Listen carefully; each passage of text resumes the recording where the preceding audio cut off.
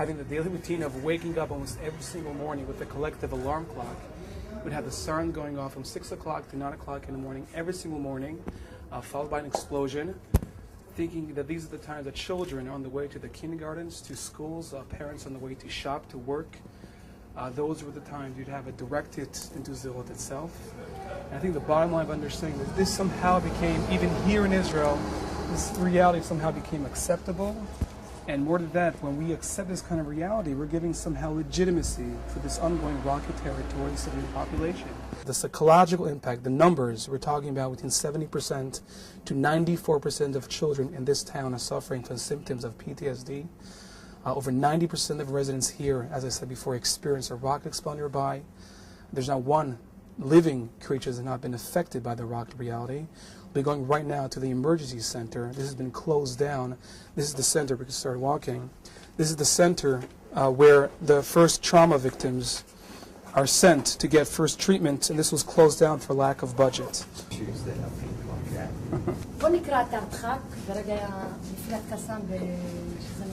This is the emergency center. These are where the trauma victims are being sent to once rocket attacks occur. It's mostly the trauma victims. That this is the most the ones who were injured are the trauma victims, and they're sent over here to get the first aid. And you have your psychiatrist, a doctor, a children doctor, a family doctor. It takes like 2-3 hours to really treat if it's families, children, or anybody that comes to this town. Then they decided to send them on to the Barzilai Hospital, which is in Ashkelon, which is a 20-minute drive from here. And therefore, they need to open this center so they could have the first treatment, because we're talking about sometimes 20 to 60 people can arrive into this center alone in just in one night.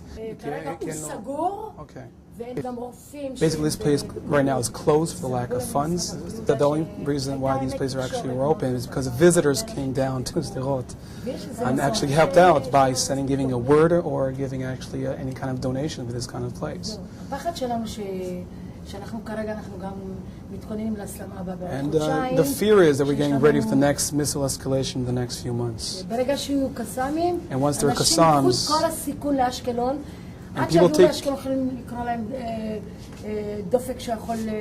will take the risk in going all the way to Ashkelon. We were talking about people having heart attacks at the same time, having almost brain damage. We'll meeting a family being treated for shock. She was hospitalized for 6 days at the Barzilai Hospital, and actually her sentence is going, can those 5 seconds of reading on the radio could then emphasize the 6 days that she was hospitalized in the Barzilai Hospital, having almost brain damage of the trauma itself. And this is, again, the challenge, how to express psychological effects of trauma, and how this is going to be effective for the entire lives. So this is the bomb shelter, where you have basically you'll feel more protected. I know the mental health center, people will go into the center getting treated for shock, and there's no even protection for people to feel just a bit safe. And this is where we're saying the most important thing is there's no one to treat once the missile can come back any day, who knows when. There's no one to actually treat the victims that are sent over here, and who knows how that could be effective for life. It's a bit absurd living in this town, fighting your own government and state and putting bomb shelters and these protection over the schools when this is not even a solution. And I tell people, I do not have enough fingers on my hands to count the amount of time that rockets exploded just a few meters from the kindergarten. So the rocket, Matai is in the fun? So this is what we're saying, this is during the morning time, 10 to 8 o'clock in the morning. 2 years ago, rocket flight, you see the shrapnel.